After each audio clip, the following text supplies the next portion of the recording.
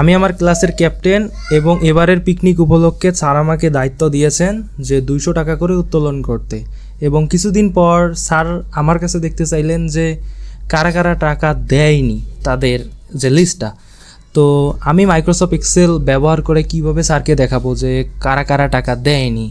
তো এইটা ইজিলি দেখানোর জন্য মাইক্রোসফট এক্সেলে ইজ ব্ল্যাঙ্ক নামে একটা ফাংশনই দেয়া আছে, ইকুয়াল সাইন ইজ BLANK।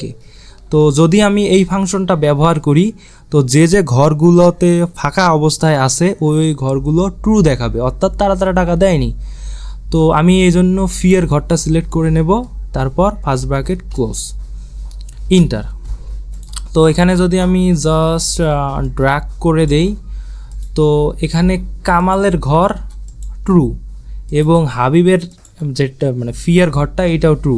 এর কারণ তারা টাকা দেয়নি, ঘরটা যেহেতু ব্ল্যাঙ্ক আছে সেহেতু এখানে ইজ ব্ল্যাঙ্ক ফাংশনটা স্ট্যাটাস হিসেবে কামালকে ট্রু দেখাচ্ছে। অর্থাৎ যদি আমি আমার স্যারকে দেখাতে চাই তাহলে স্যারকে ইজিলি দেখাতে পারবো যে যারা যারা এখানে ট্রু অবস্থায় আছে তারা এখনও টাকা দেয়নি।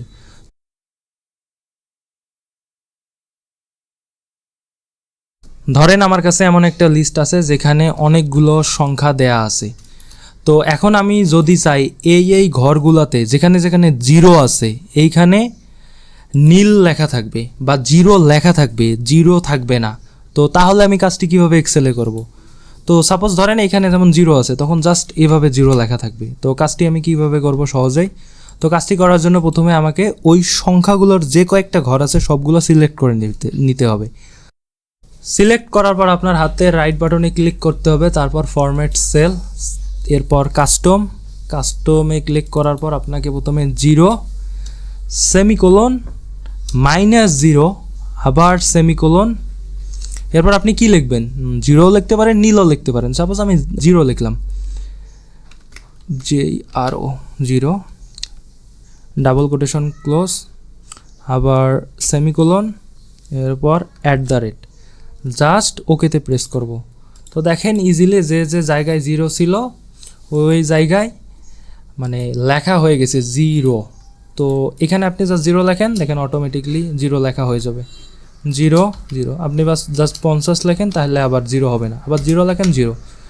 তো যদি কখনো আপনার কোনো ডাটা শিটে অনেকগুলো 0 থাকে এবং আপনি চান না যে 0গুলো সংখ্যা হিসেবে থাকুক বা নীল হিসেবে থাকুক, আপনি চাইলে এগুলো নীল হিসেবেও রাখতে পারেন, যে 0ই লিখতে হবে এমন কোনো কথা নেই। জাস্ট এই জায়গায় আপনি নীল লিখে দেন, NIL, নীল, এরপর ওকে। দেখেন সব কিছু নীল হয়ে গেছে। এখানে যদি আমি 0 লিখি তাহলে অটোমেটিক এটা নীল হয়ে যাবে, আবার যদি এখানে 50 লিখি তাহলে 50। তো আপনি যদি চান মাইক্রোসফট এক্সেল ব্যবহার করে সহজেই এই সেলে ক্লিক করার পর ফর্মুলাটি অনুসরণ করে সহজেই কাজটি করতে পারবেন। তো আশা করি বুঝতে পারছেন।